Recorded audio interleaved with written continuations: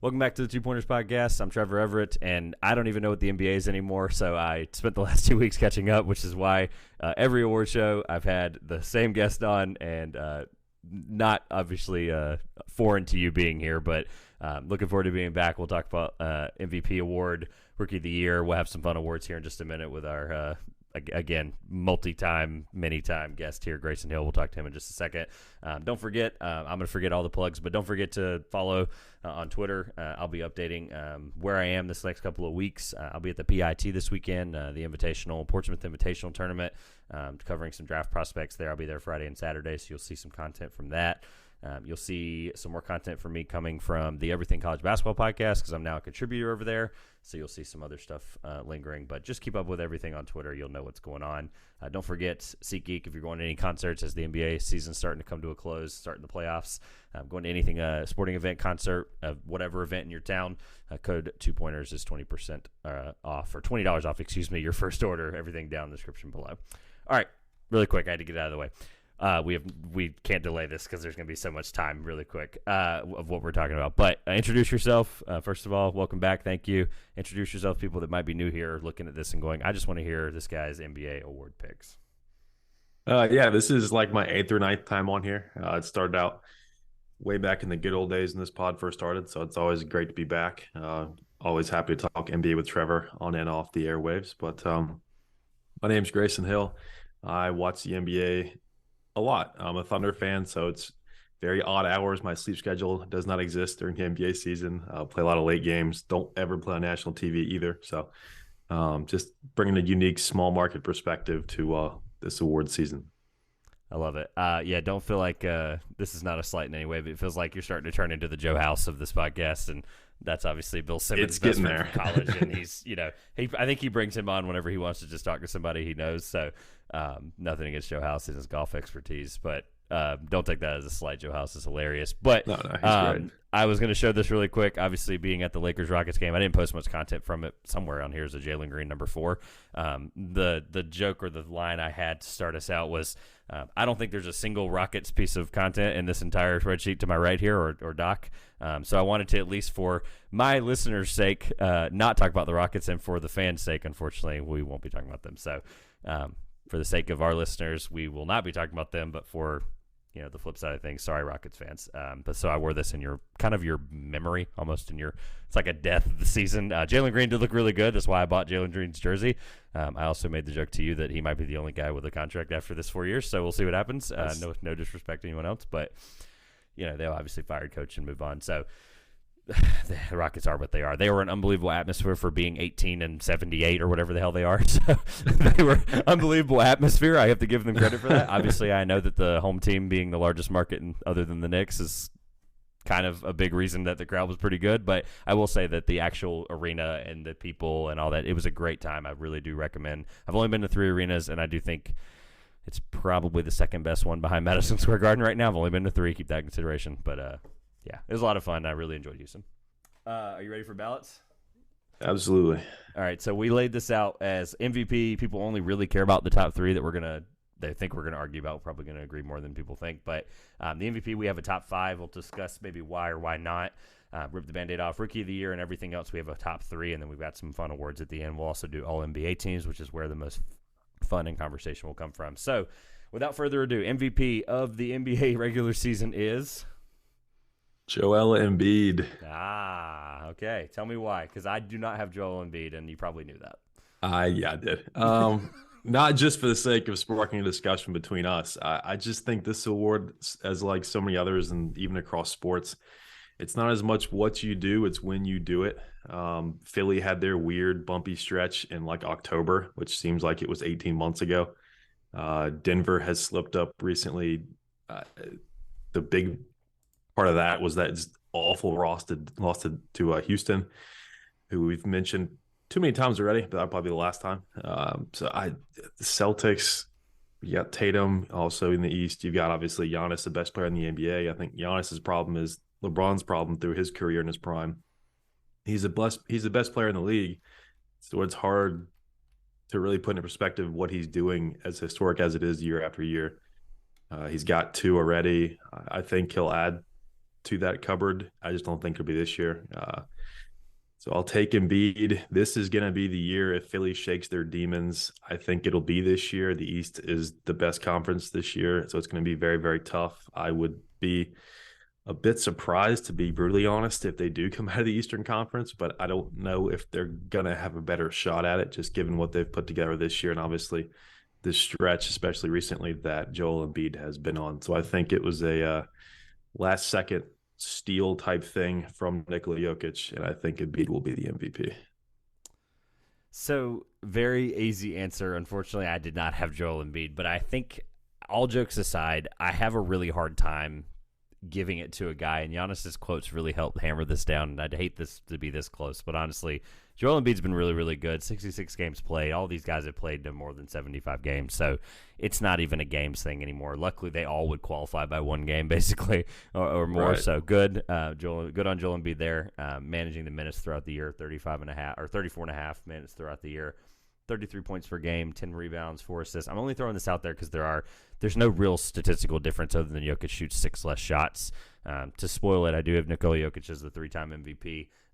In terms of just sometimes why we think of the MVP, and I know Perk gave a really crappy way to discuss this narrative, but I'm going to leave it at that, about what we change and what we think. Sometimes it's about what we see, and sometimes when I sit back, actually all the time, when I sit back and watch Jokic, as talking about the night game thing earlier, I watch a lot of Nuggets games, a lot of Kings games. That's why I'm fond of both of these teams as much as anybody this year. Sometimes when I watch Jokic, or most of the time, I think, okay, I never saw Larry Bird play. I never saw, Bob Cousy. I never saw guys like that were supposed to be kind of wizards from a passing standpoint, or whatever.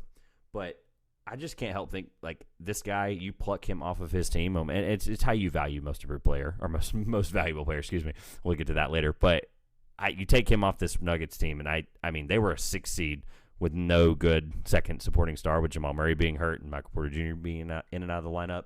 MPJ did play 60-plus games this year, which is awesome. It didn't feel like that many because every time I feel like I was watching, he was on the bench, but I guess it was only 20-ish times. With that being said, I don't want to give an MVP to a guy who it feels like the media, and that's how we talk about things now and how we push for things. It's one of the only – Joel Embiid's the only guy that him and his front office have, like, had to put out these hit pieces basically to get him the MVP. And I don't want to hold that against him like that hard, but like Giannis doesn't care as much whether he admits it publicly or not. Jokic, we clearly know, doesn't. He was riding horseback 2 weeks after his MVP. I mean, literally got a video of him riding a horseback through the Serbian countryside. I mean, it's ridiculous, right? So he doesn't care, right? And it's not about that. But I don't think it's appropriate that you need to be putting these pieces out through The Athletic and Daryl Morey's comments and all these different things. And Daryl Morey was changed and not changed, was discussed in 6 different ways why his theories were ridiculous. So at the end of the day, Joel Embiid I don't think deserves MVP for that reason. That's not what I'm saying.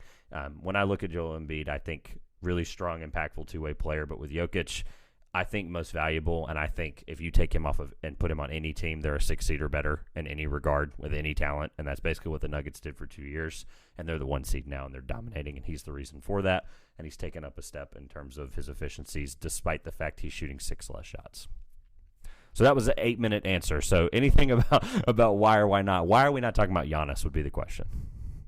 I think it's fatigue, and it's tough to say fatigue when the guy that is right there in this race is the 2-time defending MVP. Giannis won the 2 prior to Jokic's 2, potentially 3-year run with this award. It's kind of like what I mentioned, though. It's the LeBron effect. It's, okay, this guy's the best player in the league, therefore it's, for some reason, not necessarily a good one, less impressive when he stuns us with historical stats and milestones. And his splits this year have never been accomplished on 55% shooting. They have the best record in the NBA by 5 games. That's with Chris Middleton being in and out of lineup. That's a testament to Budenholzer as well, and the job he's done as coach to guide them through a season that was far from perfect. But I think that it's crazy to think that he might not finish 1 or 2. Like, it really, really is. But it also speaks to how special the years Embiid and, of course, Jokic are having statistically, impact-wise. I really like that point about Jokic because I think that line of thinking, as far as you pick him up and put him on a roster, they're going to fight towards the bottom of the playoff bracket, regardless of what situation he's in. That's what won Westbrook his MVP. They were and I'm very familiar with that one. Exactly. And so I think I can't fault that line of logic because I was screaming it from the mountaintops a couple of years ago when Westbrook won his. So I can absolutely agree with you on that point. I just think, again, for better or for worse, it's what you do and when you do. And I think this tear Embiid has had and the point in the season he had it, and Jokic probably more consistent throughout, but it's kind of like the shock value we've been getting lately is from Embiid's stat line. And that 52-point night against Boston, I think it was a week and a half ago now. That was it. I think that was the moment. I do too. It's almost like a Heisman moment, which, 82 data points, you'd like to not decide it on one game, but you can certainly close the door, I think, with a performance like that. I don't want to drag MVP on forever because I think we'll have more fun with some of these conversations about the smaller awards. I think that's just how we are as NBA fans and friends. But I want to get ahead of the thought process people are probably having right now is like, okay, who's the best player in the world to you? Giannis. So why is it not Giannis? And I know people are going to think about exactly. it and be like, and I know you mentioned fatigue, but I want to get ahead of that because people are going to sit here and be like, well, why are we not giving the MVP to the best player? The best player in the world doesn't mean valuable always sometimes. There's things Giannis can't do, right? Jokic right now statistically is doing things that we haven't seen in a long time, if not ever, depending on what stat you're looking at. So it blows my mind that like that part of it is not taken into consideration more. And I think we're having the same fatigue problem with Jokic was the point I was making, was kind of encompassing all this together. Yeah. And it's the thing I hate about the MVP the most, which is why I didn't want to talk about it. I do really want to throw this out there just as like a, hey, by the way, I want to look more into this a little bit more detail. Last time I looked at this a few years ago, the MVP tracker for Basketball Reference has been very, very good and very, very accurate. Voting-wise, obviously, it's hard to contrary some of people's thoughts and what they already believe. The people like I mentioned, what's his name earlier, Perk, but he literally has already documented basically that he voted for Giannis, even though he was on Embiid's train the whole year. So it's weird. I know you can't control that kind of stuff. But Jokic has a 57.4% probability to still win the MVP, which is the lowest it's been all year. Want to be clear on that. And it's historically has been good. So where are we going to end up with that? I'd love to look at this and clip this in a couple of weeks whenever we find the answer out. But anything else about the top three before we do 4 and 5 and then keep rolling? Because, again, MVP I love, but I can't do it forever. Yeah, I don't think there's truly a wrong answer in this top three. I think there's a better right answer, and there's a million different ways to get there. And like you mentioned, we'll find out. I think it's June. They've pushed this back a little bit. Yeah, they've done this stupid award ceremony and with Draymond Green and Drake trying to be comedians, and it's right. Dumb. I like it. I am in the small minority of their votes are due 3 days later because they used to do mail votes when they used to do this. You remember David Robinson? Yeah. David Robinson scored 60. Was it 68 or 69? Something insane. To get the scoring title, and it won him the MVP or something. And then they presented the MVP award like a week later before the playoff series against the guy that came in second. I think it was Akeem or something. And they went stupid against each other. It was crazy. I love that. I think it's great.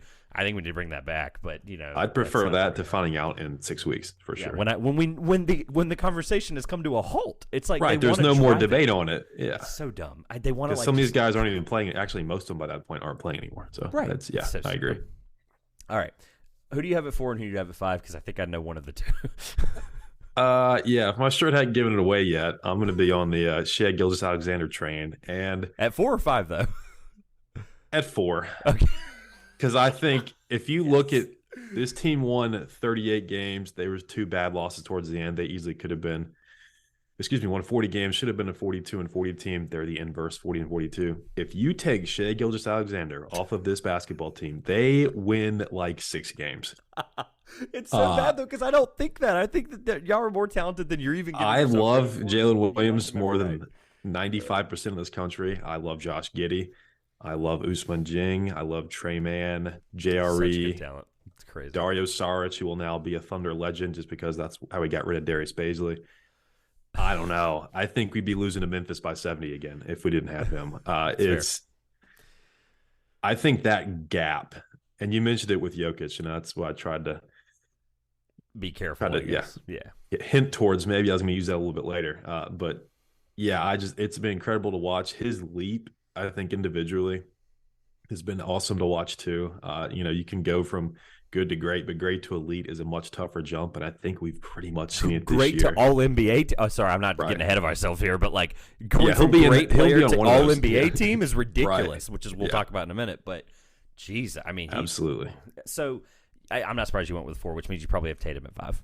Yes. All right, I have Tatum at 4 and Shea at 5, and I'd like to save my thoughts on Shea for the end, for a little bit later, because I do want to talk about it. He'll come up at least one more time, guaranteed. Absolutely. Twice is debatable. We'll see what happens, but anything else about the MVP, the way we look at it? This is the place to just get it out now, because I'm not talking about the MVP again until October. So, it's the most polarizing award debate every year, because it means so much legacy wise and history wise, and this is going to go down in the history books of this league and its storied history, and this is adding to it. So I think it's one that you really want to get right. And like I mentioned, I don't think we're going to get it wrong this year necessarily, but 2/3 of people that debate about this will end up being wrong. So I think that's where we're going to see a lot of this discourse maybe trend negative, which is unfortunate, but that's just how media is, especially in sports. You kind of want to hate your way to a point rather than build guys up and go from that angle. But that's why I love JJ Redick, because he does his best. Right. As much as you hate Duke, as much as you hate JJ Redick, not you, but people hate Duke, people hate JJ Redick because of just his prior history of things. And he is the best at being like, whether Perk's there or not, he's the best at being like, you know what? Whether I think Jokic is the MVP or not, you're wrong. And here's why you're wrong, and here's respectfully why it's okay that you're wrong. He's super good about being like, hey, it's okay that you're an idiot, basically, is what he does. Yeah. But then he does it politely for 8 minutes. He holds your hand and walks you through it. Yeah. That's a good way to put it. Does It's he have a great to vote? watch. Do we know? Does he have a vote this year? I really think he does. I am not current. I have not watched his most recent episode where he talked awards. I am not sure. God, I hope he has a vote. Oh, I I can't think wait he to put find out an award show like today or yesterday. Okay. I need to listen I'll to it. watch it and see if he did. Because if he, whether he has a vote or not, he'll at least say what his answer is. Yes. They're not allowed to until the season concludes, voters. So it's like Mm-hmm. they're allowed to say it soon. I don't even know why they're allowed to anyway when we're going to find out in 2 months, because then there's actually a running spreadsheet. You can find it on NBA Twitter somewhere. There's a spreadsheet. I've seen it. Together. I've seen It's some great. Thunder people looking at Coach of the Year and stuff like that. Yeah. It's great. There's a running spreadsheet of all media, and Perk was the first person to pop up, which is how I found out about it, which I thought was funny. Yeah.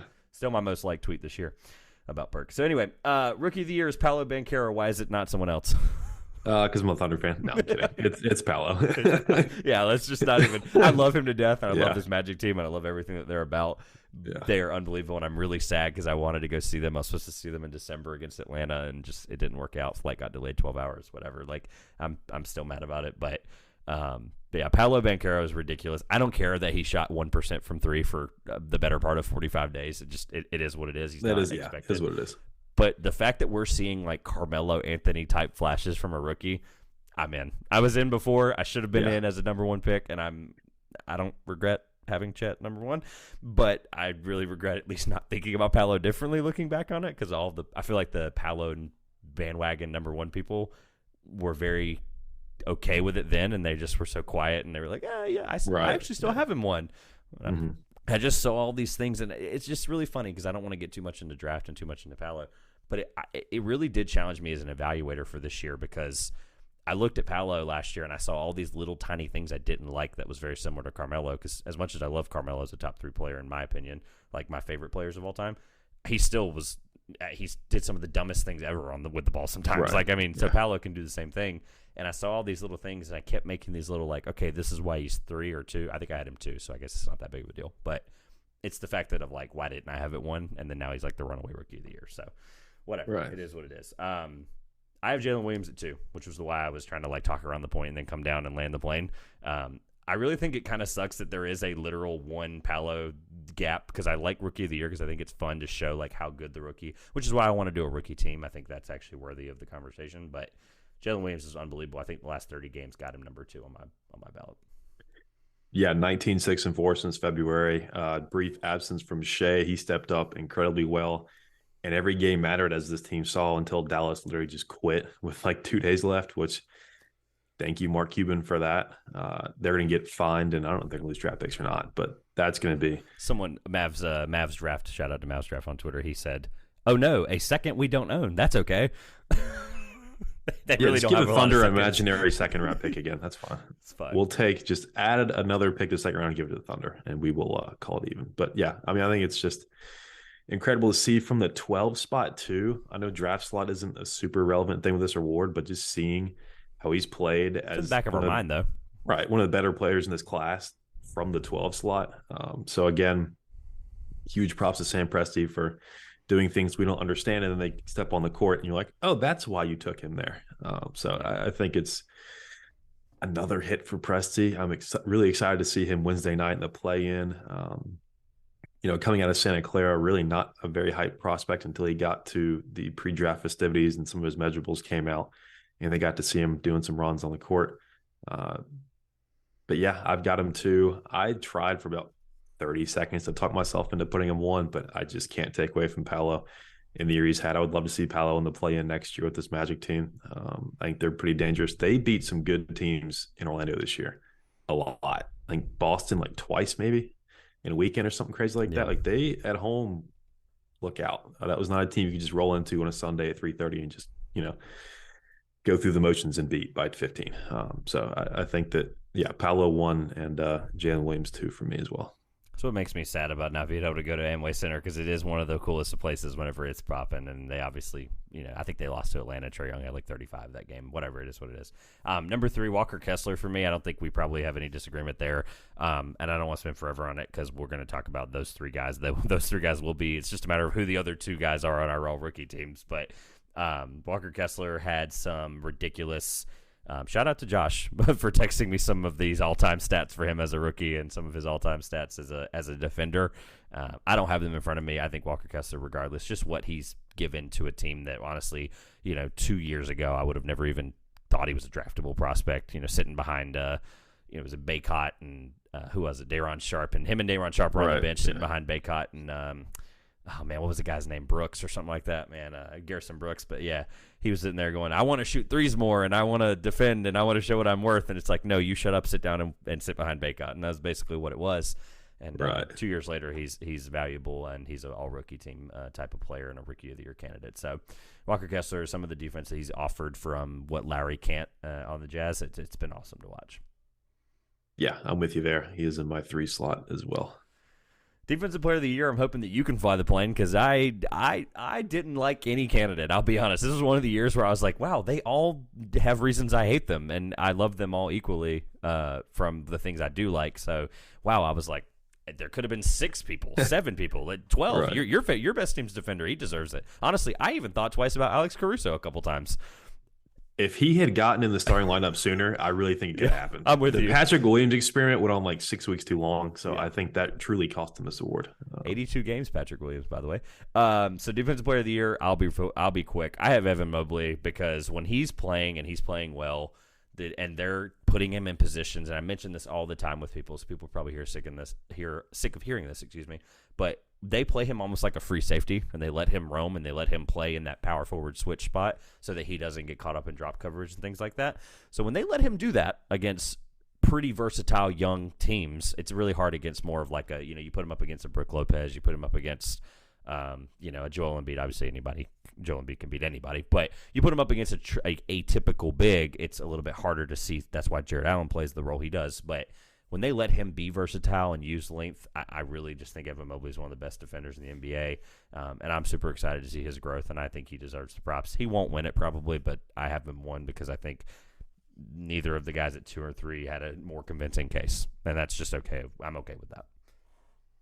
Yeah, I agree with the lack of the convincing winner here. I use that to go a different route. There's been a lot, maybe more than ever, made of games played in these awards and accolades and recognition, things like that. We will talk about that in a few minutes. When this kid's on the court, you're not coming to the rim. It's Jaren Jackson Jr. Yeah. I think as much has been made. I mean, I watch Shai Gilgeous-Alexander drive 25 times a game every night, but when he is in the game, and if you drive the basket and it's not your best, it is getting sent into the third row. And we saw it time and time again.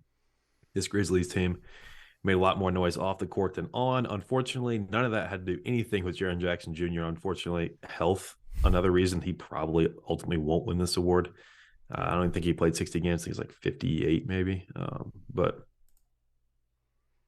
from what I've seen when he's on the court, I think in a year where there's no true runaway winner, no Gobert or Draymond Green absolutely just seizing the award in November and it's kind of over. I'm going to take a shot and give it to Jaren Jackson Jr. So I'll be quick on this. So Brook Lopez, I had it 2, and Draymond Green, I had it 3. And you're probably like, well, dang, Draymond made it this year even.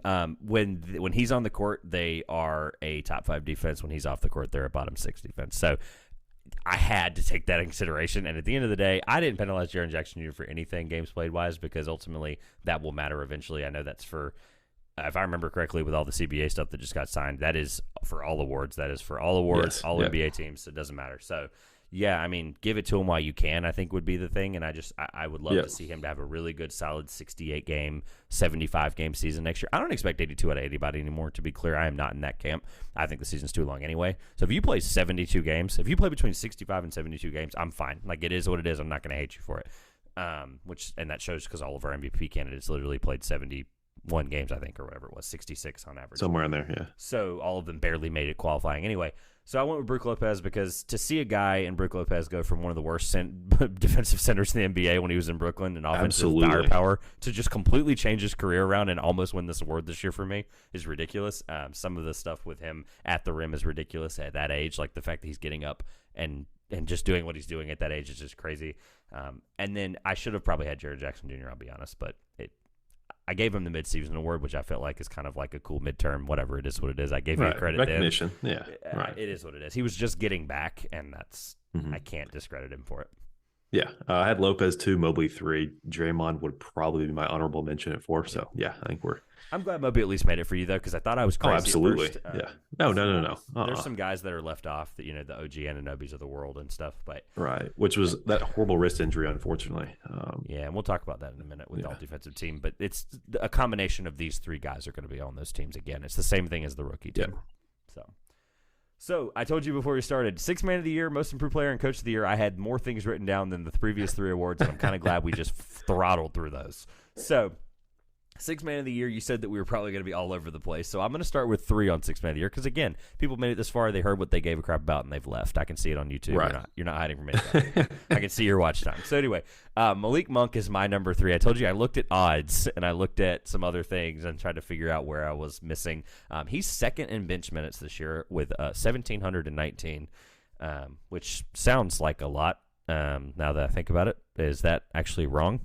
No, that's not wrong. That's plenty. Okay. I'm sitting here thinking, I'm like, did I actually look at career? I was like, wait a minute. No. Second in bench minutes, 1,719. Impactful scoring guard that plays crunch time for them. That was what made a difference for me. You can be a 6th man of the year and still play crunch time. Obviously, De'Aaron Fox we'll talk about it, is the runaway Jerry West Trophy Award winner, probably. But Malik Monk is ridiculous. He's had a resurgence. I think the last year's year in LA really got him on the map again, and that's what got him the contract after having a very big roller coaster ride in Charlotte. I think he deserves number 3 on my 6th man of the year list. I did not take it nearly as seriously. I had to take at least one shot at the Lakers, so I put Russell Westbrook (parentheses Lakers) on there. Yes, and not to disrespect anybody outside of the top 2 for me. I just think it was one of those things where I could have picked out of a hat and had one of 6 names. The points you made about Malik Monk sold me pretty well. You're exactly right. He does play very, very significant minutes for them, compliments De'Aaron Fox, who again we'll get to later in his role in these awards. But I think that is a much more legitimate and much more worthy number 3. Emmanuel Quickley is number 2, and before I get into who you probably have at number 2 as well, you could have given me anybody. My preseason pick was Norman Powell, who, by the way, was still top 20 in bench points. Yeah, he was right there. In bench minutes, excuse me. Another injury guy, unfortunately. And I knew that when I picked him, but I was like, this is going to be the pick. You know how every year we do them, and we're like, all right, we know that MVP, whatever you're going to have, you're going to be pretty close on MVP. You're going to be pretty close with Coach of the Year unless somebody has a turnaround, whatever. So, like, with MIP and with 6th man of the year, it's literally like going, exactly. Oh, cool! I was somewhere I actually hit the dartboard, which is cool. Right. And I was really hoping that was going to be one that I was going to screenshot or like clip an audio clip of in 6 months and be like, see, this is why Norman Powell did. And then they changed their whole roster in February. So you know what? Yeah. Bite me, Clippers. So Emmanuel Quickley is number 2 for me. The stats don't jump out. They don't blow me away. They're not like, oh my God, this is why Emmanuel Quickley is amazing. But I mean, he's had performances, and you mentioned like the Embiid stamp that he had a few weeks ago against Boston. Yeah. He had that against whoever the heck it was a few weeks ago, and he had 38 or whatever it was, double overtime win, big shot making. The fact that he's a young guy that Tibbs plays actually mattered to me a little bit, which I thought was funny. But I probably said everything you were probably going to say. So anything about Emmanuel quickly that we disagreed on or agreed on, I guess. Yeah, it's semantics, but I feel like a lot of his best performances of the year he started. So I struggled to really put him. I mean, number one. I get it, right? I think he's an excellent young player. If Tom Thibodeau plays you more than 13 minutes a game before you turn 25, you've got something going right for you. Quentin Grimes, same thing, who did start more than him. So. Right. So I think this is a Knicks team that suddenly has a lot of exciting young depth. Behind Randall, he gets in foul trouble a good bit, but he's reeled that in, so it hasn't been as much of an emergency basis. But I think that, Grimes is another guy on this Knicks team that I'm actually really excited to see where they fall in the rotation as they enter a really, really good-looking series with the Cavaliers in the first round next week. But, I've got quickly, too, as well. Yeah, and unfortunately, and I thought these were going to be more fun than they were, but we probably both have Malcolm Brogdon at number one. Yeah, we do. I'm going to lay out the case on why, for me, it was pretty convincing otherwise. He played 67 games for him, which is a revelation, we'll call it, and because of his injury history, and that's no disrespect. But you mentioned earlier about like Rookie of the Year and position on being drafted. It's not necessarily what matters, but it is important. I mean, he was drafted, 34th overall or something like that. I don't even remember. He was Rookie of the Year that year, 2016-17. Right. So, I mean, he was drafted in the second round. Yeah. So, at the end of the day, guys like that things like that have to matter in the background, and injuries and, games played are something we're dragging on now as a media culture, but that has to matter, and that's what I'm comparing it to. Absolutely. Rookie of the Year mattering, and this is mattering as well. Dragging it on, but 67 games played, but it was the splits that really blew me away. 14.5 a game, 14.9. Let me just give them the respect. 4.2 rebounds, 3.7 assists. Obviously on did they end up finishing first or second in Boston? This is how behind. Second, a game back in Milwaukee. Yeah. Jeez. Yeah, this is how far I've gotten. This is how far into college basketball I got in March. 3.5 assists, 48% from the field, 44% from three. And 87% from the free throw line. For those of you that are currently right now typing up the comment, well, how many attempts from three? He shot 4.5 attempts, so I think that's really impressive. Almost a 50, 40, 90 guy. So off the bench, and I think he's deserving of it on a really good team. That was my one note for him, 44% from three. I mean, that, as good as Boston is, having that available off the bench. Also, like Monk is available to play key minutes if needed. I think that's big too, availability-wise. You mentioned the 67 games played, which unfortunately has not been what we've seen over the course of his career, as you alluded to. But I think that when things do change for the better, I think they should be rewarded. And I think that this award, in Brogdon's case, is a great way to do it as they enter another, hopefully deep run. They're looking to defend their East title. So really, really fun to watch this team.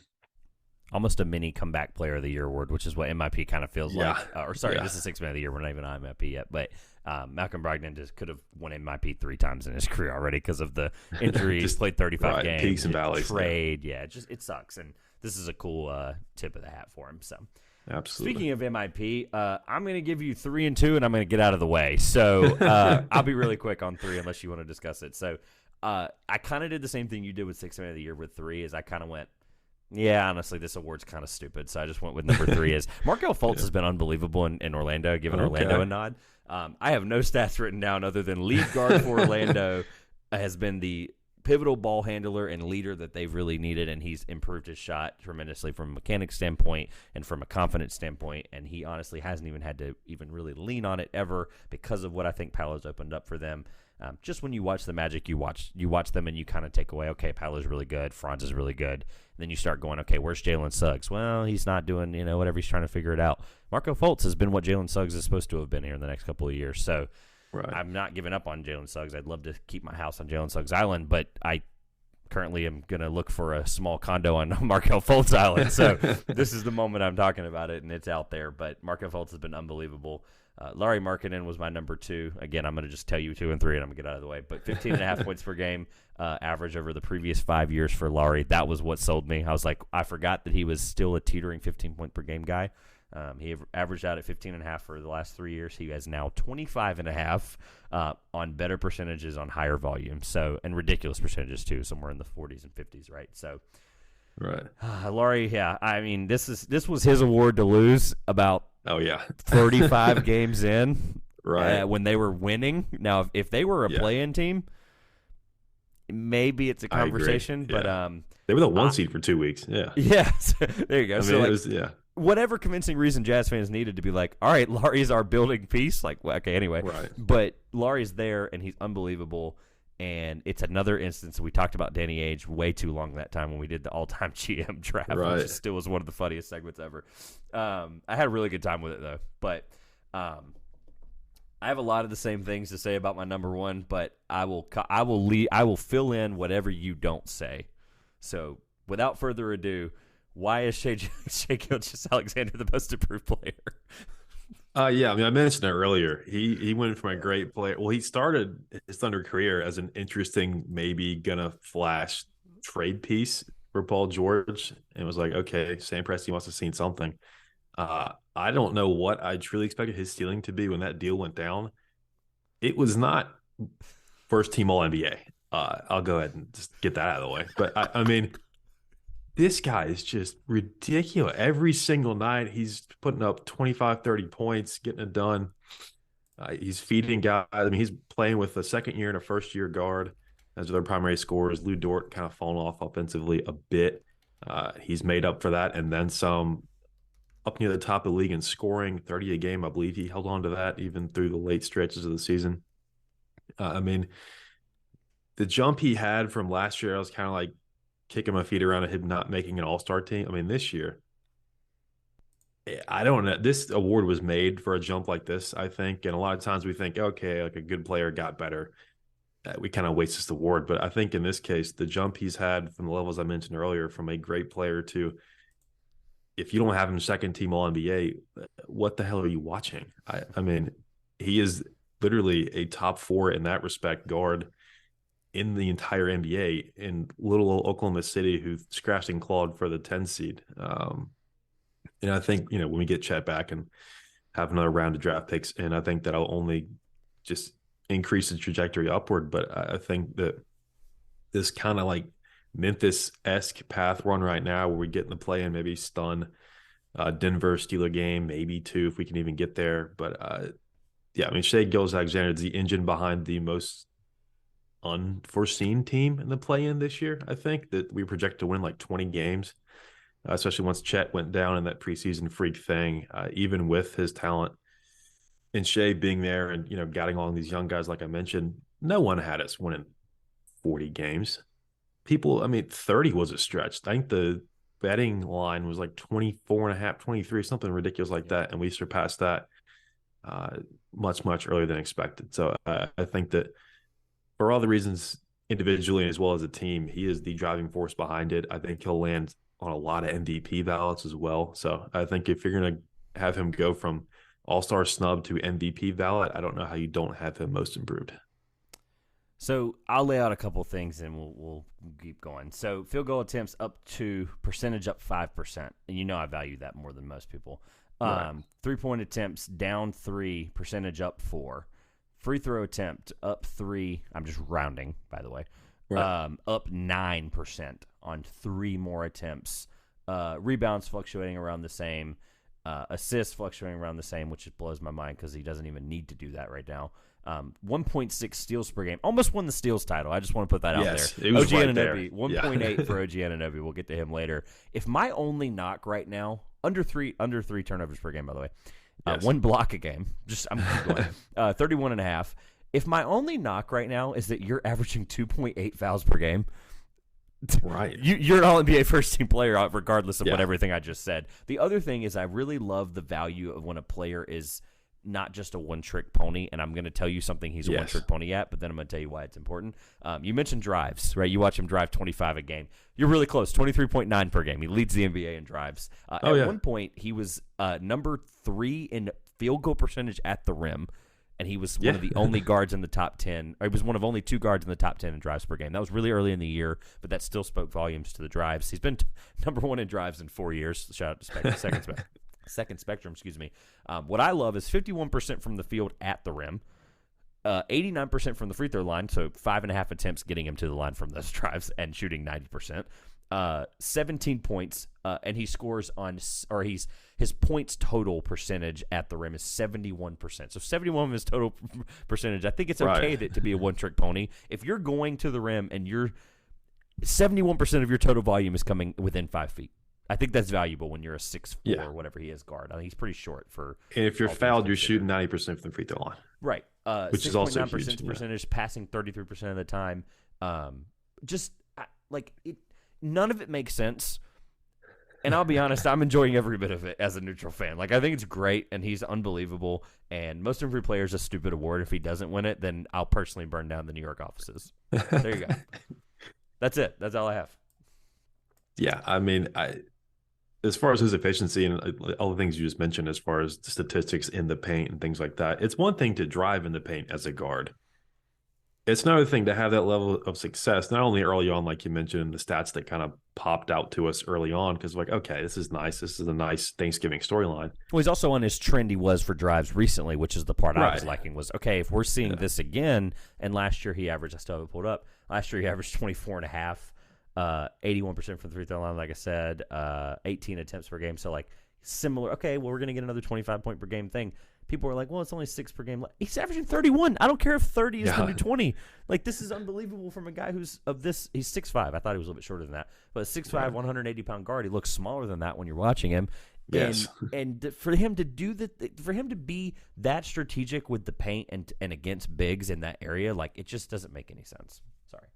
Because on a team devoid of size, it really has to be him. Because, I mean, Jeremiah Robinson Earl is not going to be the guy you throw the ball down to on the block. It's just not going to happen. Yeah. So I think, again, the addition of Chet may fluctuate these a bit. I don't know if we see a quite repeat of this next year, hopefully with Chet healthy a full year. But I think the potential is there because the success that we've gone over multiple times now is incredible. And it's, again, this is now an 82-game sample size. He played a good number of games, missed about a week in the back half of the season, but I think he would have played around 65 games if I had to guess. Started 68, played 68 this year. Okay, yeah. So, I mean, and the attempts you mentioned, I think he's shooting like 20 times a game. And it's just the load he has put on his own shoulders and carried this team to while improving in a lot of statistical areas, not depending as much on the three, which is honestly for him a good thing. Like you mentioned, attempts were down a couple, which is but 35%. So I'm still getting what I want out of it. Absolutely. I'm a guy that if you're shooting 35% for three in the league, then I'm going to value you more than the guy that's not. Right. And so it's been incredible to watch. I'm so happy that we could see at least a game 83 out of this team. Yes. And it's going to be awesome for me on Wednesday. But I don't expect our playoff run to last until June when these awards come out. So I think that this will be a nice way to remember the season. And I think this is absolutely an award he should come home with. That's the beauty of it, and I'll end with this so we can get Coach of the Year. It's the beauty of these awards is like sometimes like it's a huge win to be like, yep, this is how we remember our season. He deserves it, and this is what it's worth to us as fans. But at the end of the day, God bless them, because if they didn't make the play-in, like I would hate for y'all to be in that same stupid limbo where it's like the media's going to be like, well, they didn't make the play-in, so they're going to have to figure out what they're going to do with Shea. It's like that's not what we need Still to do. Still tanking. We're going to trade him to the Raptors. It's just ridiculous. Exactly. So it is what it is, and I'm happy that at least 10 feels like 1, because at the end of the day, you're in. That's more revenue than you would have made, even though it's not a regular season game and it's not a playoff game. It's more revenue than you would have made. I'm trying to toe the line until they decide what the heck to do with the play-in, but long term. But it seems like it's here to stay. But you made the play-in; it's impactful and it matters. All right, Coach of the Year. I want to do Coach of the Year quickly, and then the All NBA teams are going to be really funny. Yeah. So, really quick, Coach of the Year. I had Jacques Vaughn at 3, and the reason I'm bringing 3 up first is because ballot awards for midseason we did together. I had Jokic MVP, Paolo Rookie of the Year, so same there. Defensive Player of the Year, I had Jaren Jackson. Talked about why I didn't go with him again. Russell Westbrook. 6th man of the year. Glad you at least gave him a nod there at 3. Most improved player had Lowry. I think it was anybody's award to win and lose at that point, so it was good. Yeah. And then I had Jacques Vaughn because that was basically right after Kyrie Irving and Kevin Durant started to tear things apart again. And then Jacques Vaughn showed what he can be with them, without them, and it was great. So all was fine and dandy, and they're not in the freaking play-in, so he deserves Coach of the Year voting. Right. Just because of that. He deserves to be a top 3 candidate because the freaking I don't care what Mikal Bridges did. Jacques Vaughn kept this Nets team in a top 6 seed, and they are not going to have to play this week. Like, let's just put that out there. Yes. They're not playing this week. It is a really important factor. I had Jacques Vaughn number 3. Who'd you have? I went with another coach in distress, had a little bit more success, Joe Mazzulla in Boston. I was between these two, quite frankly, at 3 and 4. I don't think there's a wrong answer between these two. No, I think that both experienced a lot of things were not expected, can hardly be asked of someone for very different reasons. Joe Mazzulla, I believe, 34 years of age. Yeah, pretty young. Just to be handed the keys to the defending Eastern Conference champions in the wake of everything that went on with Ime Udoka. I think it's incredible to see this team sitting here at 57-25, the 2 seed. I think it's only poetic they're going to have to face Miami just because that's the last thing any Boston fan wants. But they're all very public about it too. That being said, we don't know, but we know it'll be Miami. But I just think the way he guided this team, Tatum, again, MVP ballot worthy season. Jaylen Brown, a couple weird injuries, cut his thumb picking up a broken vase or something like that the other day. Pissed, but he'll be back. Yeah, he'll be fine, thankfully. So Robert Williams, unfortunately, again, is he playing this month? Is he not? Flip the calendar, same question. I think a lot of things went into this, but obviously, just to be put in that position out of absolutely nowhere. I mean, that was a Onion article when it first came out. Like this, there's no way. He just won the Eastern Conference. There's no way this is real life right now. And then a week later, Joe Mazzulla, new coach, no one's ever heard of him. And now he drops the interim tag within the season, rightfully so, I think. And this team is rolling into, again, a defense of their Eastern Conference crown. The only reason, this is no disrespect to Mazzulla, but the only reason I didn't give him the crown, actually 2 reasons, I just thought of one right now, was the proven track record of Jacques Vaughn as a coach in and out of different settings is important. And obviously it's not this year important, but also the different level of roster that they were both given. I'm sorry, but when you're handed the number 1 team already, you just got to keep the plane in the air, for God's sake. The plane just doesn't need to come down. Like, they were fine. I know, I understand people are going to be like, well, the unprecedented turmoil, whatever. The unprecedented turmoil Jacques Vaughn had to deal with is just the same. So, and it's from internal and it's players. It's a lot different than your coach. His top 2 players left in the middle of the season. And one of them was a psychopath when it comes to off the board stuff. So it just Speaking of proven track records, Kyrie Irving, good Lord. I mean, so you have to give Jacques Vaughn more credit because of the type of circumstance. It was the actual players that he had to strategize with on the court. Right. It was at least the Joe Mazzulla being like, "Hey, I'm not that guy." Right. I'm not that guy, pal. But like, he's like, I'm not Ime Udoka, and that is a win, and we're gonna keep rolling. And he did. Yeah. It is what it is. I can't give him any more credit than that. I had number 2. I had, and I knew you were going to comment on it probably, but I had Mark Dagnall. Yeah, thank you. Yeah. They led the Thunder without Chet to a 10-seed play-in is what I had written down. Yeah, I mean, speaking of coaches out of nowhere, when Billy Donovan departed the Bulls, I knew Billy Donovan was coming up. I knew it was happening. To not rebuild, and yet we have the exact same record 2 years later. Whoops. So I think to rebuild. Yep. Right. Let me know how it works when DeRozan retires. So I think that ultimately he was the G League coach of the Thunder. We use the blue like a farm team, and realistically, we really do. We call guys back and forth all the time. I had to turn tweets. I had to mute some of the tweets because it was like, oh my God, another PR communication tweet. Oh, and here it is again. And it was great. Yeah. Now, in past years, our starting lineups towards the end of the year have resembled that roster. But this year, like you mentioned, we're a play-in team, so there was no mysterious Shea injury in January, anything like that. But I just really think how he has this team playing, you lose arguably your second best player before you really even get into preseason camp, and you're like, okay, go try and win 25 games, win a couple for the home fans, and you flip that into 2 embarrassing late season losses away from an even or better record. I think it's incredible. 24-17 at home, mentioning the home fans. I think they helped out a lot, which was nice. Really that weird last stretch of the season where we kind of needed Dallas to completely just drop a nuke on the entire structure of the play-in, which again, appreciate it. But I just think that very worthy. Thank you. Absolutely. And I think he's as deserving of the recognition to be 2 as the guy that I think hopefully every ballot has number 1. I'll go ahead and spoil it. It's, that beam It's- behind you will turn purple in a couple seconds. Yeah, I forgot all about it. So yeah, I'll be quick on Mike Brown because I've been a Kings truther all year and I love him to death. Yes. I was actually shout out to TST Kingdom because I was pleasure of hanging out with Chewy and some of those guys on the Dallas. Funny you say Dallas for the Dallas game, and they single-handedly the calls were anyway. They lost that game and they shouldn't have. But the only thing to change in the last 18 months, other than a Saving Sacramento segment, was Mike Brown and Kevin Huerter. Yes. Really, no offense to anybody, and Keegan Murray, of course. Right. That was an obvious, but you can never assume a rookie's going to come in and do what he said. So, number one all-time in three-pointers as a rookie. The only two things to change, really, logistically, were Kevin Huerter and Mike Brown, and they were 30 and 52 last year, and 12th. They are 48 and 34, and they are the third seed in the Western Conference. I just want that to be very, very uncomfortably loud in the microphone when I have to go play it down later in post-production. Third they are playing a first-round home playoff series. Yes. Next week. Against the defending champions. Yeah. Who cares who is against? We were 7 last time they were in the playoffs.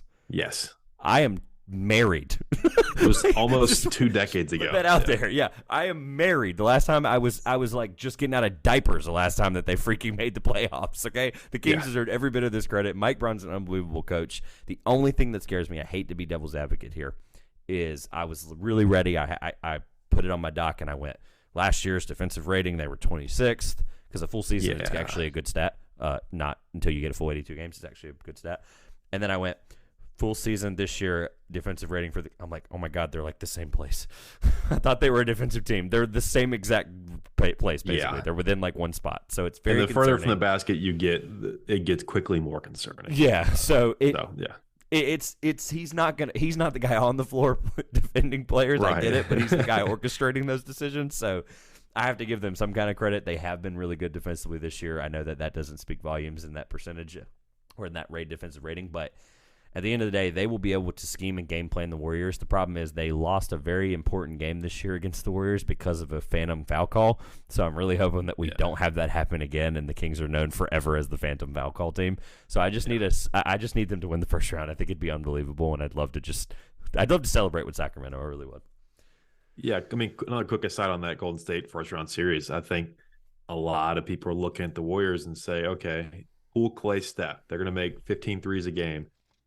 And they're just going to wipe the floor with the Cinderella story, which you really can't call them Cinderella story. It's 3 seed. And I realize that. No. But, I mean, I was glancing at series odds out of curiosity today. I want you to guess for me who you think the favorite is and what that line is on the series.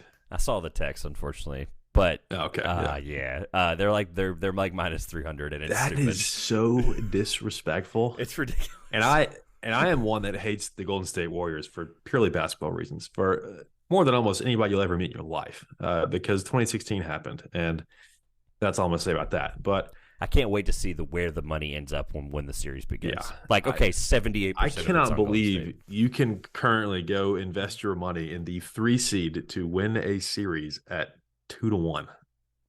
I just think the NBA Twitter meme potential of that certain Kings split after pod is done. Thanks. All right, cool. Yeah, I just texted myself a reminder to go make a Kings bet. And a reminder, this Golden State team will have to win a road game, something they've done 11 times this year. They are 11 and 30 in NBA history on the road, and that includes beating the Portland YMCA All-Stars by 50 points the other night for nothing more than to let Jordan Poole flex on whoever's courtside. So I think that's another large concern. So it's going to be who's, I guess, ugliest aspect of their team is going to get exposed the most. So I think it'll be a great series. We might have another race to 200 game like the Kings have with the Clippers in this series. So if you like points, I would lock in on this one at least 4 games of this series. I don't think it'll be a sweep, but we're only guaranteed 4, obviously. So, another leak into the playoffs, but I think that's going to be another really good series.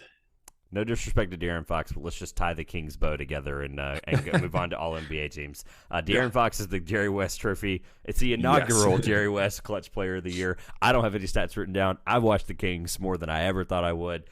He's ridiculous. He obviously is top 3 and top 5 in most of their statistical categories when it comes to clutch scoring and stats. But like whatever. Like he's the best. Led the player league in clutch. clutch points, shot 53% during that time period. There it is. 86% from the free throw line. Figured you had it written down. Oh, I just couldn't believe it. Like I knew he was. First of all, I guess it's because I knew he had this award locked up in like mid-December. So I was like, okay, I can kind of put this on the back burner. I'm surprised Luka hasn't like taken. If Luka wins it, I'm not surprised. I just want to be clear. Like if he wins it, I'm gonna be like, well, okay, whatever. But I don't know if the NBA is going to give the Mavericks recognition for anything. But that's, I mean, that's actually a really good point. You really gotta. It's a great point. It's a great. Luka point. walks up to get his award as like the Adam Silver, like guys in suits coming to arrest Mark Cuban for what he just did to play in. But I think that this is for this year the De'Aaron Fox Award. All right. Let's just rename it because no disrespect to Jerry West, but after De'Aaron Fox, he's the logo. We understand. Yeah. It is really funny though because like he's won in whatever all time in finals. Like he just right, and it's just funny. I'm a Lakers fan and I still think it's stupid he got the award. Regular season award, I guess. Yeah. Yeah. Oh yeah. Good point. All right, all NBA teams. Let's hit them quickly because I mean we're gonna talk about them however long we end up doing it. But first team is pretty much on lock. So unfortunately. And I say unfortunately, we were going to talk about this eventually. Unfortunately, the last year we can say guard, forward, center. So let's make this count. Let's make this. This is the last year this actually matters. Yeah, so let's just say this. I will be very quick on this. I love the games played thing, and I will be in the minority on that. I think 65 is completely fair. I agree there. 70. I also am in the camp that I think 72 is what the season should be. So I'm kind of contradicting myself, though, because it's like if you play 65 or 72, you're playing 90%, basically. It's like whatever. Right. So I believe in both, and right now that's okay because one of them's a rule. So, but guard, forward, center is how it should be, and I think it's stupid because I don't care how we want to remember a season. It's not a memorial. It's a how we represent the NBA, and there are still positions, whether people like it or not. Luka's a guard, Shea's a guard, Jason Tatum's a forward, Giannis is a forward, and Jokic is a center, and that is who I had as my 5. That was my segue beautifully. Yes. We have the same thing. I flipped and beat Jokic just because of my MVP case. Oh, yeah, you have to. Yeah, that's fair. But yes, those 2 centers will be 1 and 2, and the 4 prior to that were exactly what I had. So, and we've harped on a lot of these guys. Luka, incredible year. He had the unfortunate circumstance of being teammates with Kyrie Irving, so you can't really blame much on him. Or having teammates that are not good teammates. That's also important. Yeah, Luka not involved in roster construction. That blame can be placed elsewhere. Jason Kidd is his coach. We'll see how long that lasts, but I think I'm not on the right side of that record. Okay, I'm leaving those comments alone. It's okay to be hopeful. I too had good things to say at the time, but now don't. I think that. Yeah, these are the 5, and whether you have Jokic or Embiid, I don't think there's a true, again, wrong answer there. The 4 prior to that seem pretty much. I mean, these guys are all on MVP ballots, sans Luka. So I think that it's pretty. I won't say cut and dry just because of the MVP debate, but for the most part, I think this is a pretty easy first team. Second team. I'm gonna just tell you. Obviously, I have Joel Embiid second. I'm not gonna make that suspenseful because obviously. Right. Yeah. Now let's get to fun. So, who do you have as your 2 guards? I have De'Aaron Fox as one of them. All right. So then this is already getting weird. I have De'Aaron Fox also because I did not think you. I thought we were going to be differentiated there but when you sit down, and we'll get to it in a second. But when we sit down, you said you talked about it today earlier with me. When you sit down and you really do this and you really try to figure it out, yes, he's a second team card. It's incredible. Yeah. Now, name, no. Player, yes. And I think that we get too much caught up in the player aspect of this, which it's natural to because, things happen like Steph Curry's injuries. That's the only reason I don't have him on here on second team. So I think that in the context of a full season, it is not as surprising as one would think to have De'Aaron Fox here. I don't know if he ultimately lands there. I think he should. Obviously, I've got him here. Putting it on the record is my opinion. But, yeah. And again, memorializing each season with these awards, I think it should be taken seriously. Like, when you think back on this season, you've got to have De'Aaron Fox on one of these teams. And for me, at least, it will be the second team. My All-NBA first team in February. Luka, SGA, Tatum, Giannis, Jokic. My second team was Mitchell. Jaylen Brown at the time was playing more minutes at guard. We'll get to that in a second. Durant, LeBron, Embiid. What I have now, I'm with you. I have De'Aaron Fox. I have Joel Embiid. We just have them flipped. Mhm. I have Donovan Mitchell. I don't know if you said that yet as your second guard. You have De'Aaron Fox. I think we're just doing one by one, kind of flipping it out here. But De'Aaron Fox, Yeah. I have Donovan Mitchell, and I think you probably do also. Yep, I do too. Okay. I Donovan Mitchell's love just been the Cavs. ridiculous. Right. Yeah. It's just insane. His, especially just like Embiid lately, has been just incredible down the stretch. This team, you may think it's okay, he's incredible. One of the maybe the best acquisition in the offseason, to be quite honest. Going from Utah to Cleveland, a team where you say, oh, they have Garland, how's that going to work? I mean, it worked because when those two guards were on the floor along with Allen and Mobley, this team is incredible. And you may think on its face, well, they're the 4 seed, but I think the teams in front of them are incredible. And I think that 4 and having a guy second team All NBA is perfectly fine. I mean, De'Aaron Fox at 3 seed in the West, you don't always have to pluck guys from the top 1 or 2 seeds for these just to start get you rolling. I mean, it's weird, but I mean, Steph is a 6 seed this year. It is what it is. He's going to be a contender in this. So I think that, seeding some people may use a bit too much. I think that, again, a 4 seed for Cleveland historically without LeBron there is the best unbelievable. So I think that you really have to put that in perspective. This is not the LeBron Cavs teams that, just rolled through the East every year. This is a completely rebranded franchise. They brought in Donovan Mitchell to put them into that next tier of teams, and I think he's done that. And I cannot wait to watch this team in the playoffs. Yeah, and it's even more beautiful. We'll talk about the Knicks in a few minutes, hopefully. But it's even more beautiful who they decided to go with, obviously, over him, and or the Knicks, excuse me. But Donovan Mitchell is my other guard as well. I think we probably both have Jaylen Brown as All-NBA second team, just because when you look at positions, and if you didn't know, you definitely know this. Oh, I cheated. People that don't know. Well, people that do know, like this is actually, then you maybe do know this. So Jaylen Brown, played 58% of his minutes at small forward this year. You have to know, that if you were going to be making an All-NBA team, people need to know this, not for you, but for whoever. If you're going to be writing down or commenting on this and you comment a position, I'm immediately going to go look up what they played. Look at where they played, play by play, what there's. It's only been available since 96, right? It's really good stuff. With turnovers per 100 possessions, too, is really good. But he has only been, the on-off court stuff is really good, too. He has only been a player at small forward 58% of the time, power forward 3% of the time, and shooting guard 39% of the time. So he is a forward, period. I think people don't understand that. Yeah. Jaylen Brown's been a top 15 player in this league this year, and arguably in this case top 10 because of the way it works. So Jaylen Brown is deserving of it.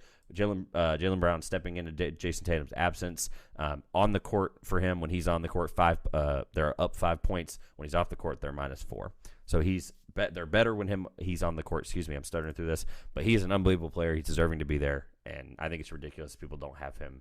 Because I've heard a lot of people say they don't have him at all or on third team, and it's just like when you sit down and you do this, he is a guy that should be there, and he played also, to make that matter, 67 games, averaging 26.5, 6.5 rebounds, 3.5 assists, 49%, 33%, and 76%. So Jaylen Brown is a ridiculous choice not to have him there. Yeah, I think there's a natural inclination, and it's hard to shake it, honestly, when you think about it. But if a guy's the second best player on his team, some people hesitate to put them second or even third team. And I think that there's cases where that's correct. This is not one of them. I think he's an incredible player. It's been a little weird watching him in the mask. He's just got the weirdest injury luck. I don't really know how else to describe it. We mentioned the gardening incident earlier that's got a slice down his hand. Thankfully, as you mentioned earlier, he'll be okay for the playoffs, it would appear, so that we're going to see this Boston team at full strength, and we saw how far that got them last year. So I think it's full steam ahead for this team, and this team would not be in this position without Jaylen Brown. So again, like Klay Thompson will not be on an All-NBA team. That's another really, really good second option around the league. But Jaylen Brown is deserving of it. And that just speaks to how good Boston is. They've got 2 players, 1 first team, and in our opinion, 1 second team. I think broadly 2 All-NBA players, which is not groundbreaking stuff, but it just speaks to how good that Boston team is. And they're kind of lost in the East this year, being the better conference, I think, with Milwaukee, Philly, Cleveland. So I think I'm happy we agreed there with Jaylen Brown, because I thought you may have him third team. I figured you'd have him at least on the ballot at a minimum. But I'm happy to have a consensus there with Jaylen Brown. I'll tell you the truth. I'll get to why later, but he would have made it if he was a guard. And I'll tell you why in just a second when we do third.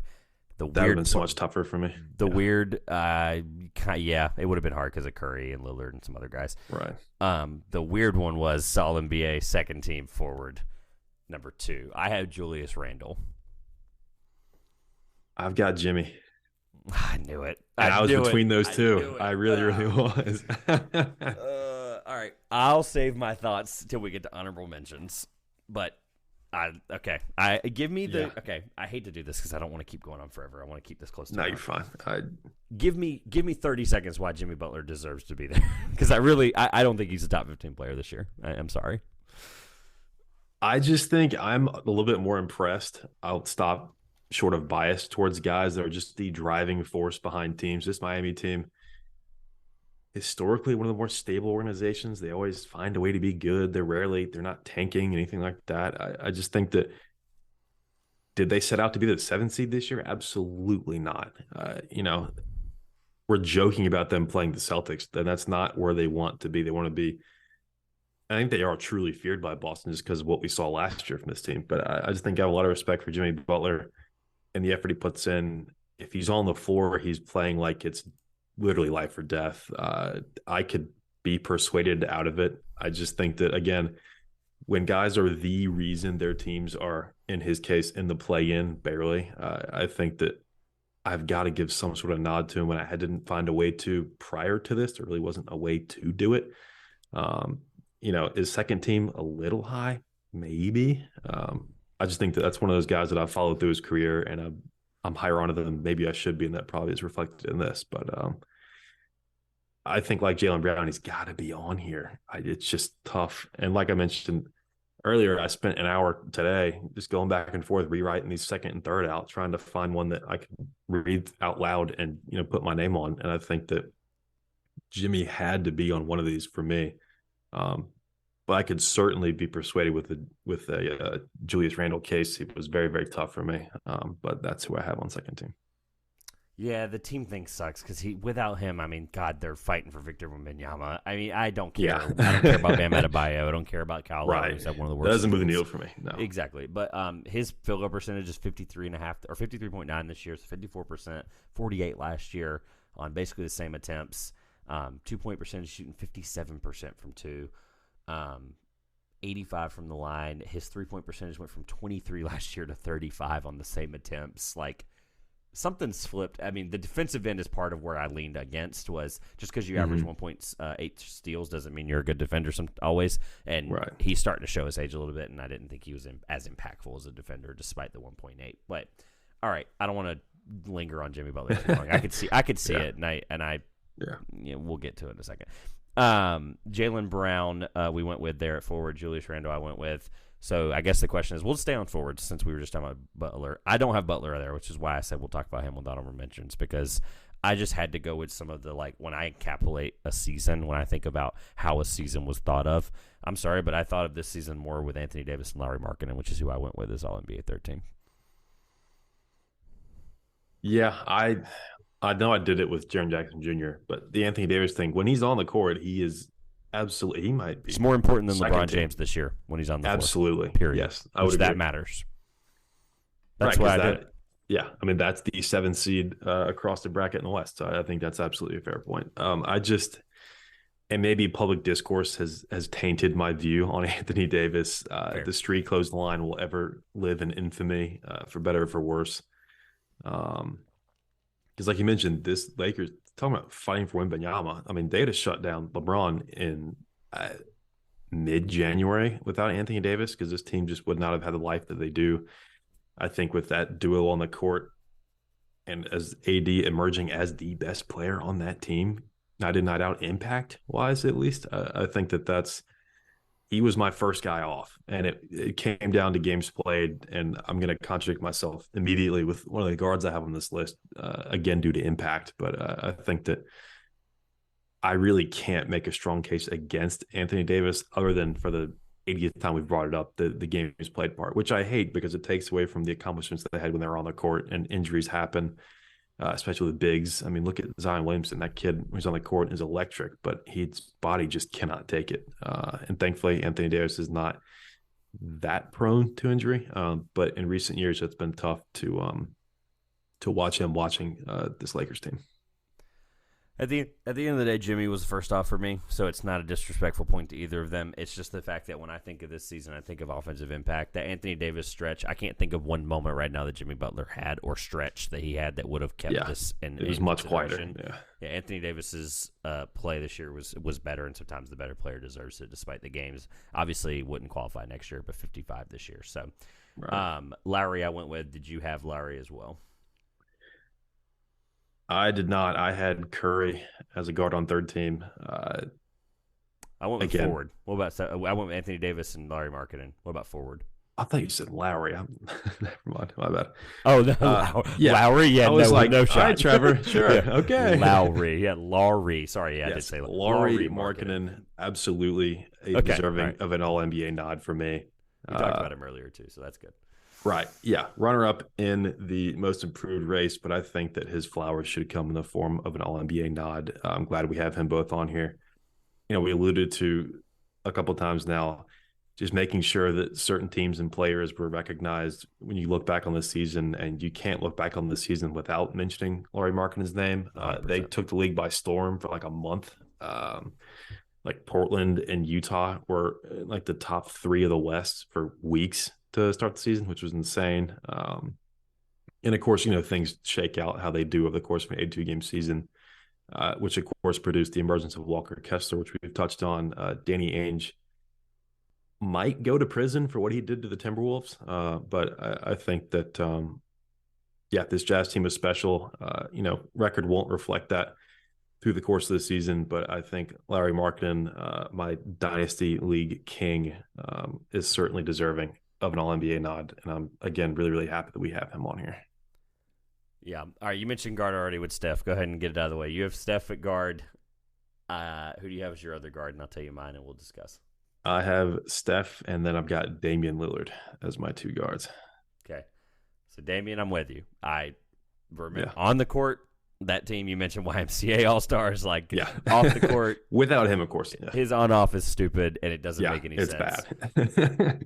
His guy I have, though, instead of Steph on the other side, when I think of this season, and I think of, you mentioned most impactful off-season transaction. I was going to get to this.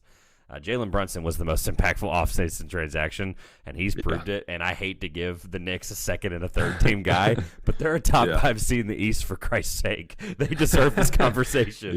Jalen Brunson is ridiculous. 25 a game, leading this New York Knicks franchise into mass hysteria.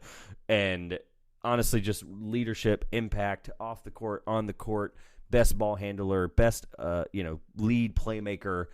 It doesn't make any sense sometimes, and he's 6 foot tall, and I'm just giving you everything that should be right and wrong against him. But Jalen Brunson, I think, deserves it over Steph, and I know Steph was really awesome, but honestly, I forgot Steph played the last 2 months, and that's kind of the crappy part about some of the injuries. It was timing. Forgettable. It was, and that's the problem. I give Jalen Brunson, regardless of when it happened. The Knicks have the third best record since December 1st, and he's a big reason for that.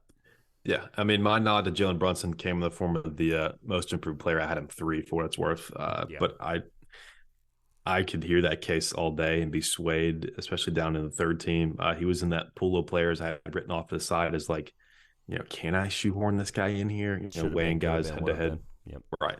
And again, I'm a Thunder fan, so you think, why am I giving Steph Curry credit?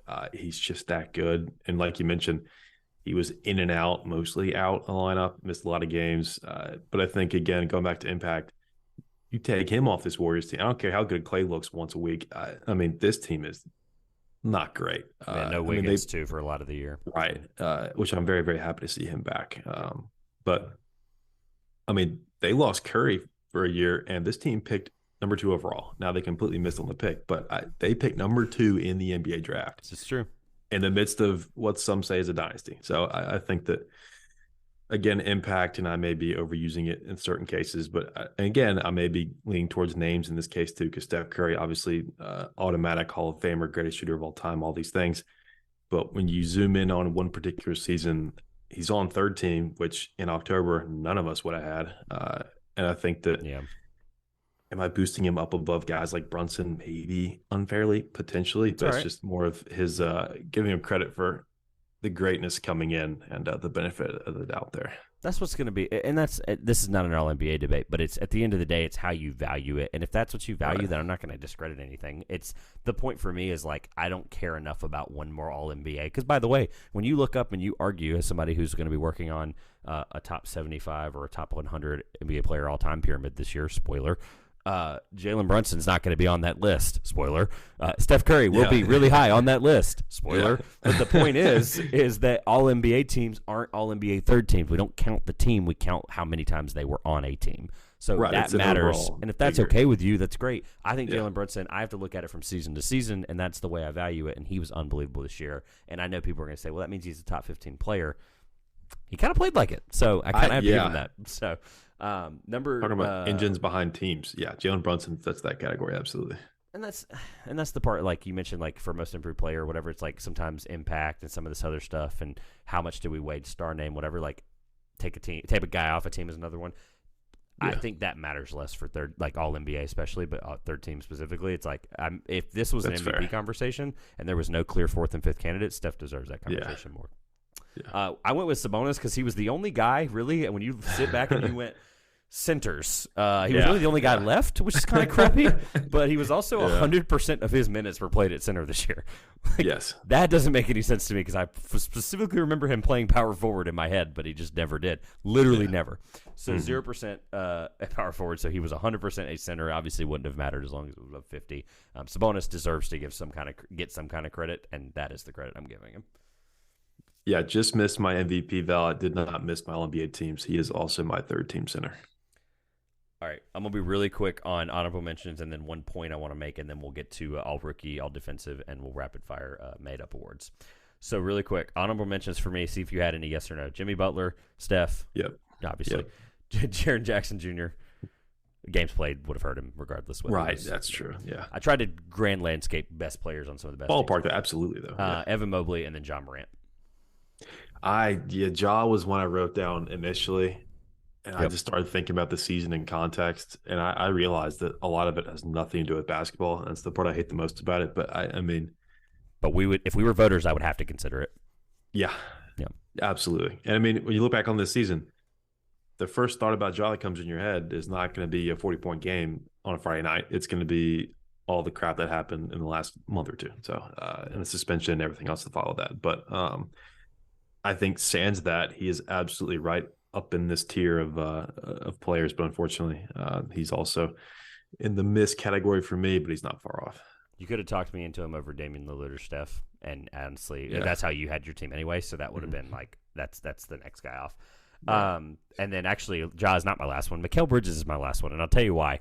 When you sit back and you do like the position thing, and you do some of the how this year really looked to you kind of thing, like I did. I was between Anthony Davis and Mikal Bridges for that fourth spot, for that third team spot. I texted in the group. I wanted to keep our ballots pretty secure, so before we talk about them. But I literally sat and I said, "Why am I between Mikal Bridges and Anthony Davis?" And I said, "Funny enough, and this is my point. I'm segueing to end this plane or land this plane. Is guys not eligible next year?" So really quick, I went through the top anybody that scored more than 20 points per game this year. I just went, how many games did you play? Because that's most of these guys, other than Sabonis, are in that range. Mm-hmm. I went with Mikal Bridges as honorable mention because Anthony Davis's impact consistently when he was playing was better than Mikal Bridges. It's hard to say he wasn't. Mikal had a really good stretch at the end of the year. But next year, and the reason I brought it up, next year, Mikal Bridges would have been All-NBA third team in my ballot because I couldn't have put Anthony Davis. And why I'm bringing this up, guys not eligible next year that scored more than 20 points per game this year. Anthony Davis, Steph Curry, Damian Lillard, Giannis, Kevin Durant, who played 40 games this year, Kyrie Irving, John Morant, and Jimmy Butler. I just gave you 1, 2, 3, 4. You could make an All-NBA team out of that list, honestly. Yeah, I just gave you 1, 2, 3, 4, 5, 6, 7, 8 people that will not be on it next year if they do not play more than 65 games. All-stars at a minimum. Yeah, absolutely. So it's ridiculous that's going to be the case, but I'm honestly, again, I made it the point. I'm really glad because those guys should be playing more than 55 games. Obviously, I know that it takes injuries into consideration too much, especially with a guy like AD, but I think availability is an asset at the end of the day. So but not consistently. It is. And it's not something I want to hang my hat on, but it is important. No. And there's wiggle room within that as well. So correct. I think that, I think that's a fair way to put that. Yeah. All right, really quick. All rookie first team, all defensive first team, and then made-up awards will actually be more fun. So I went with Jaden Ivey, Jalen Williams, Keegan Murray, Paolo Banchero, and Walker Kessler. 5 for 5. Nice. Okay, so Jaden Ivey you did. Okay. Yep. The only guy you would have thought about maybe would be Benedict Mathurin. And I think right, and I think midseason I would have probably I think I did have him in there potentially, so. But yeah. All right, all defensive team, Drew Holiday, Alex Caruso, OG Anunoby, who was first in total steals, first in steals per game, and second in deflections, just throwing that out there as why he probably should have been in over Draymond Green.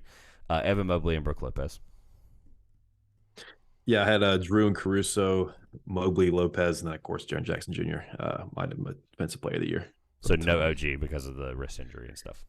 Yeah, he was. I've got him right here next to it. Giannis, OG, a couple of names in here. Nick Claxton as well. Yeah, I feel guys like that's a tough. We only did first team, obviously, but correct. Yeah, they would land on the second team. We would be here all night if we did all the teams.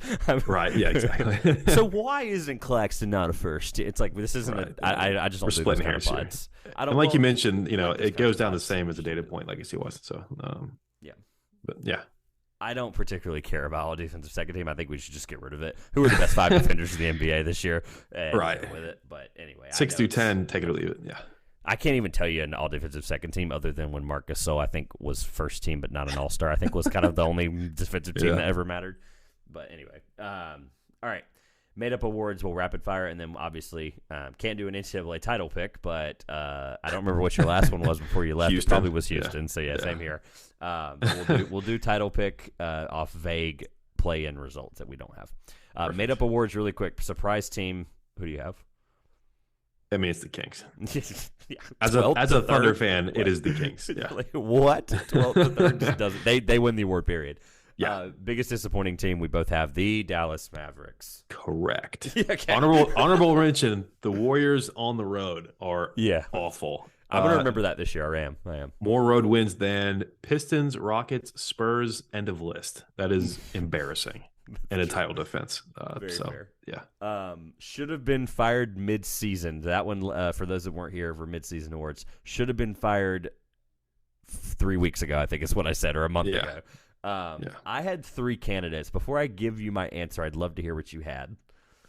Steven Silas, only to give him more time to escape this franchise. I think that they're about to fired. That's the best They're about to re-enter. I wish it happened a month ago for his sake.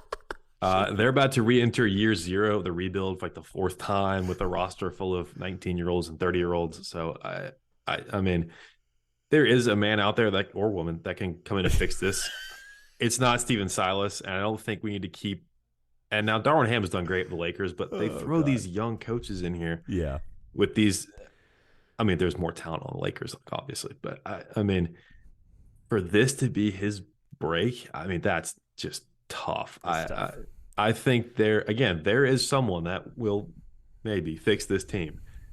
It is not Steven Silas. I think that was pretty clear earlier on, and I hated to see it just dragged out to have him be the punching bag night in, night out. Miserable.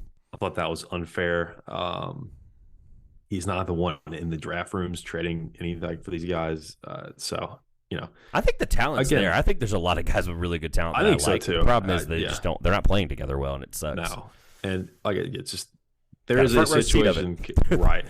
And I think just it didn't benefit Houston to keep him that long, and it definitely did not benefit Steven Silas to stick around that long. So for that reason, for more his benefit alone, I went with Silas.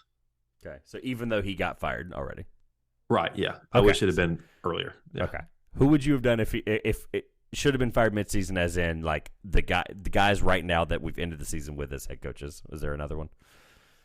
Well, it's tough because the reason that the kind of tank job happened somewhat seriously, and Kyrie Irving happened, after the midpoint. But I mean, Jason Kidd. Okay, head has to roll after this year, and I think you start a head coach. Funny enough, and the reason I wanted to close with that, with what I had written down was should have been fired midseason. I copied and pasted from should have been fired a month ago at midseason, and I had 3 candidates, and I had Steven Silas, Nate McMillan, and my choice, Steve Clifford. All 3 of them, right? They're all gone.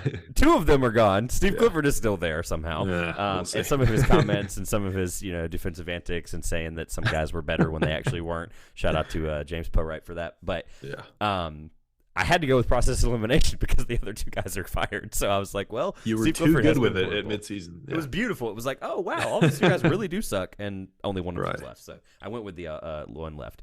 All right, really fast. One player you could have on your team, not by trade. For those that are new here, I like this. I'm going to start doing this with every guest if I can and remember, but with you specifically. And it's going to change. It changes all the time. Mine last time was Tyrese Halliburton. I wrote that down. I left that down. Yep, I remember that. One player you could have on your team, not by trade. They literally just magically appear, and then a player of their same caliber is on their old team, so it doesn't imbalance the league. I spent weeks praying a draft night trade for this player would happen just a couple of years ago. The guy we got in Josh Giddey instead held the consolation prize. But Evan Mobley, you would look so much better in Oklahoma City because I would make irresponsible championship bets if you were in Oklahoma City right now. But sadly, you are not. We do have Chet waiting in the wings. Yeah, I would love just like a WWE entrance with him on Wednesday night. Just let him play like 5 minutes just to do it. But I don't think they could technically because they've already filed the injury exception as of last week, I think, or something like that. But there's no way. But he is really warming funny. up pregame. Yeah, is it worth the $500K? It would cost. Come on, take a second round pick. We have 40. We don't care. I would love to see them literally the width of a basketball court. I'd love to see their front court, your front court, just literally like stand arm to arm and like see if they would be from one to the other. Spacing issues with that, absolutely. But yeah, Evan Mobley, I mean, we touched on earlier with some defensive things with him and how his role has kind of blossomed with the Cavaliers and how that team's looking as, again, a result of his play early in his career. But yeah, Evan Mobley down low would be incredible. Giving me Tim Duncan vibes. Tyrese Halliburton is still a very good answer, but I tried to keep it to right now with the year we've had. As Lakers team, I went with Jalen Brunson. I think Jalen Brunson on the Lakers would be ridiculous, and it honestly reminds me of the Knicks a little bit. So it's like a little bit older, but I think he would have that same kind of impact playing with some really impactful guys. Honestly, playing. That's no disrespect to Julius Randle, but Jalen Brunson with Anthony Davis is title worthy. Jalen Brunson and Julius Randle is they could win the title this year. Referencing old articles there, but going to take a miracle. So, all right, title pick, plugs, and then I'll close it up. My gut instinct was Phoenix just because of, you had Kevin Durant to a perennial contender. I don't know how to go against that, but I'm going to. Give me the Boston Celtics to redeem themselves. They got to the finals last year. Kind of fell flat. They had a real opportunity to seize control in that series, and they lost to a much more playoff and finals experienced team in the Warriors. I don't think that will happen again should they get there. The Suns also a bridesmaid recent finals, so I think we could maybe see that matchup, Celtics-Suns. But yeah, give me the Celtics. Would love to see Jason Tatum, Jaylen Brown get a ring. There's probably some obscure Thunder bench player somewhere I can root for. I'll figure it out. Joe Mazzulla's story goes from, just absolute stunner to one of the better stories in recent memory coaching-wise. That would probably be the youngest coach ever to win a title. I think I can pretty safely say that. But by about 10 years probably. Yeah. Right. Give me the Celtics. All right, so Celtics over the Nets. Or not the Nets, jeez. I said, you said Kevin Durant earlier, and I was like, Nets? No, Suns, right? Yes. All right. I have bad history of being like the Philadelphia 76ers are my NBA title pick, and I've been wrong too many times, and I don't know why I would even think that would be any different. But that does not mean I'm picking Philly, to be clear. That means to the camera, really quick, not picking Philly. Let me be honest. What that means is I'm very bad about not changing my prediction based on the fact that I have no gun being held to my head, not saying I can't change it. I'm going with Celtics Nuggets. And I do think that Celtics defense is going to be really, really good, assuming will Robert Williams play. When you mentioned earlier, I really love the flip the calendar thing. It was like, wow, it's May 1st. Is he playing? Nope. It's June. Let's give it another shot. If they can somehow get there even without him, I think they can win. Problem is, I think if you're going to stop Jokic in any way or slow him down, to be clear, I think if you're going to slow Jokic down, you're going to need Robert Williams. So absolutely, I do think the Celtics are going to win the title this year. I think the Bucks fans are going to unsubscribe, but that's okay because I think Giannis is that good. and they went to a 7-game series without Chris Middleton, and he's playing. So it's going to be really tough to pick against the Bucks. Problem is, I think their supporting cast, I think this might be one of the worst they've ever had under Giannis. Yeah. So it is Drew Holiday or bust again, and they literally won the title last time I said that. So here we are. History does repeat itself. It is okay. All right, plug away, and then I'm looking up youngest NBA head coach because now I'm curious, and I'll answer it, and we'll get out of here. Perfect. Yeah. I actually do a podcast of my own, two college roommates of mine, Bailey and Jacob. It's called the 1009 podcast. That's the apartment number we lived in college. We talk a whole lot of sports all the time, a lot of baseball, not a lot of NBA, which is why I love this podcast so much when I have the opportunity to come on. I appreciate it as always, Trevor. And we are on Apple and Spotify, the 1009 podcast, and then on Twitter at the 1009, trying to eclipse 500 followers here soon. So if you want to help with that, I would greatly appreciate it. Everything will be linked in the description below. If you don't count the 1947 Bullets, wherever the heck they were located, it was Steve Kerr in 2015 at the ripe age of 48. Wow. Okay. So yeah, would blow Missoula the has record a out while. of the water. Yeah. Yeah. So I mean, how old is Joe Missoula? Because you said it earlier. I think he's 34. I think. He seems so much older. He's 34. Yeah. So he has a decade and a half to get at this record. Yeah, I think he can do it. I think they can do it. I think it'll be this year. I think we're in agreement there. All right. Let me do the plugs really fast and get out of here. So everything for you will be linked in the description below. Twitter will be on the screen. Subscribe. Keep pushing you guys through baseball. Help me out with baseball, please, God, because I'm doing my best because of the TV and all of this BS with the MLB TV. You're helping me out because I can't keep up with baseball half the time anyway, much less when I'm trying to cover NBA drafts. So please and thank you for that. Feel free to subscribe to everything with their stuff below. 2 Pointers on Twitter, SeatGeek. It's $20, not 20% off your order. Code 2 Pointers, and I think that's it. I'm tired, honestly. It's been a really good pod. I'm really excited to be back in the saddle with the NBA. The play ends this week. There's going to be playback TV streams for me here. It's going to be really fun. I'm not going to put you through that live on Tuesday, I think it is, or Thursday, Wednesday, whatever it is. I'm not going to put you through that. We'll if they make the playoffs, we'll do a Thunder playback TV stream, and I'll be clear that it is explicit. So without further ado, on behalf of Grayson, this has been the 2 Pointers Podcast. I'm Trevor Everett, and I know it's not March.